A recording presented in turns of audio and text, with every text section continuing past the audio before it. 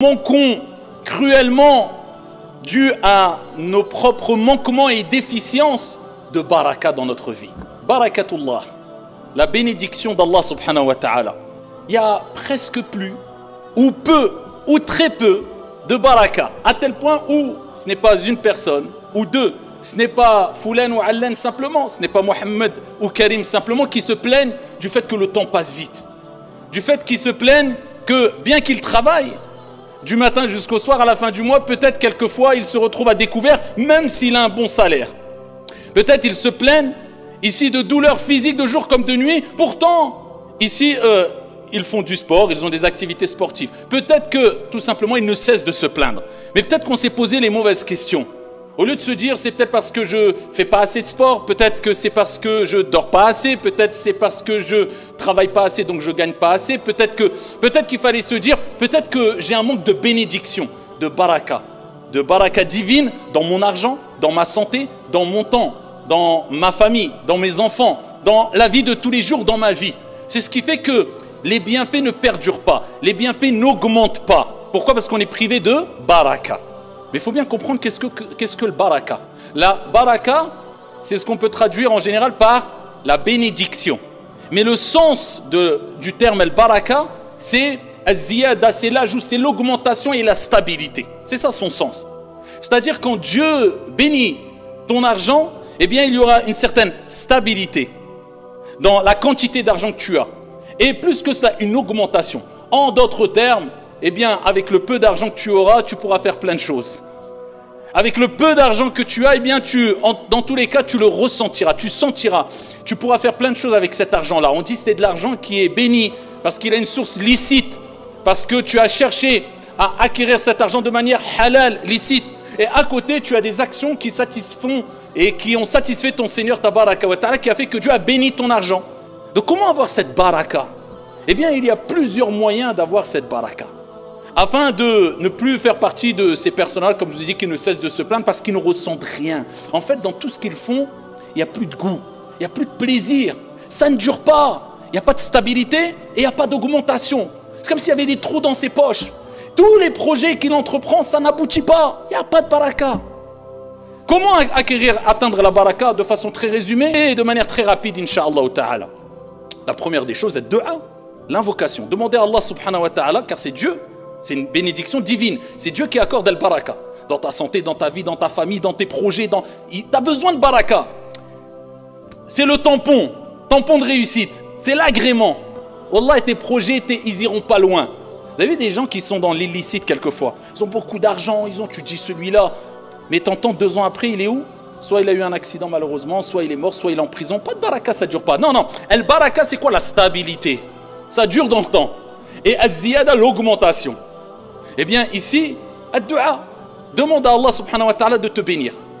Oh Allah, bénis, même en français. Oh Allah, bénis mon argent. Oh Allah, bénis ma santé. Oh Allah, bénis ma science. Oh Allah, bénis mon épouse, bénis mon époux, bénis mes enfants. Oh Allah, bénis mes projets. Oh Allah, j'ai besoin de ta bénédiction. Ad-du'a.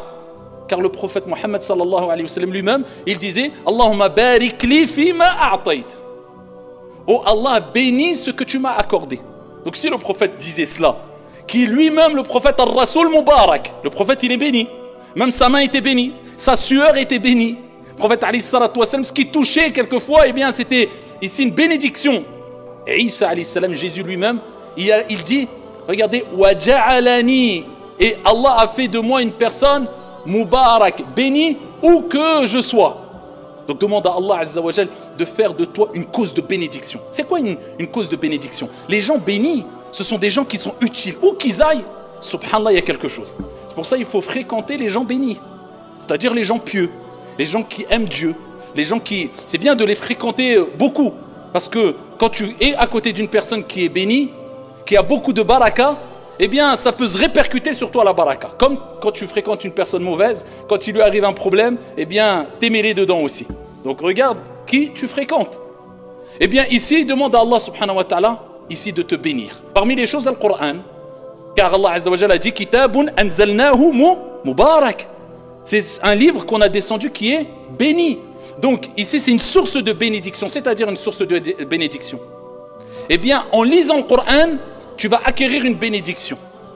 dans ta journée, dans tes activités. Donc c'est pour ça que c'est bien de lire le Coran tous les jours, pour se rapprocher de Dieu et pour que ça soit une source de bénédiction. Des gens ne lisent jamais le Coran. Ensuite ils se disent j'ai pas de baraka dans ma vie. Tu lis le Coran? Non, kitabun anzalnahu mubarak. Tu t'es éloigné de le baraka. La lecture du Coran. Le matin, salat al-fajr.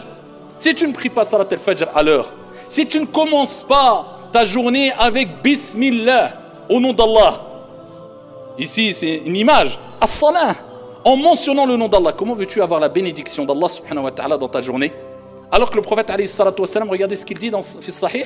Le prophète alayhi salatu wassalam, il dit Allah a béni pour ma communauté le matin, la matinée. Pour ça, ce que tu fais le matin, tu ne le feras pas l'après-midi. Pourquoi le matin est béni? Et pour commencer ta journée et que ta journée soit bénie, commence par le nom d'Allah, à savoir As-salah. As-salatu khayrun min an-nawm. La baraka est dans Salat al-Fajr. Tu commences ta journée. Avant d'entamer ta journée, tu fais quoi? Tu pries. Avant de manger, tu fais quoi? Tu dis Bismillah.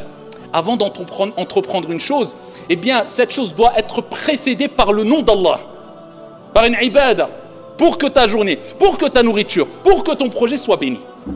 Parmi les choses aussi qu'on peut citer, on peut en citer plusieurs des choses, eh bien, il y a aussi le fait d'être honnête et droit. Le prophète alayhi sallam fait Sahih Muslim, il nous dit que quand il y a deux personnes qui ont une transaction, une affaire, eh bien, ici, s'ils ont été véridiques, et s'ils n'ont rien caché de leurs marchandises, ils ont tout dévoilé, Allah bénira leur transaction. L'affaire sera bénie. Par contre, s'ils ont menti et s'ils ont caché des choses, eh bien Allah ôtera la bénédiction de cette affaire-là. Vous voyez, la baraka elle est où? Dans l'honnêteté. La baraka elle est où? Loin de la tromperie. La baraka elle est où? Dans le fait de satisfaire Allah subhanahu wa ta'ala. Et t'as la baraka. C'est-à-dire que tu vas vivre heureux, serein, apaisé. L'argent halal, pas l'argent haram, rapporté par Al-Bukhari. Le prophète sallallahu alayhi wa sallam a dit toute personne qui gagne de l'argent halal de manière licite, Allah va bénir son argent.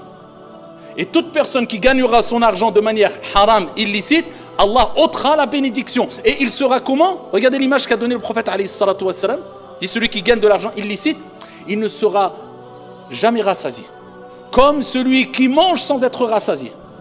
Donne une image, traduction du sens. Quelqu'un qui mange sans être rassasié, il ne sent pas la nourriture, il mange et il a toujours faim. Eh bien il dit celui qui gagnera de l'argent haram, ça sera pareil. Pour ça quelqu'un, tu vas voir dans le haram qui a beaucoup d'argent, faites compte, qu'est-ce qu'il a fait de concret avec? Qu'est-ce qu'il a fait? Dans 5 ans, 7 ans, 8 ans, il ne lui restera rien, miskin.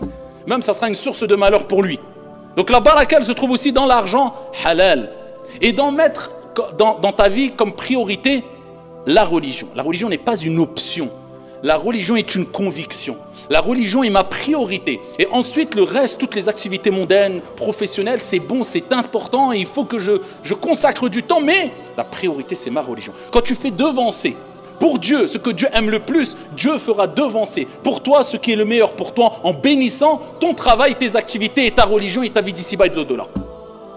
Rétribution équitable. Donc c'est comme cela qu'on doit réagir. Donc demandez à Allah subhanahu wa ta'ala, de jour comme de nuit, de vous accorder al-baraka.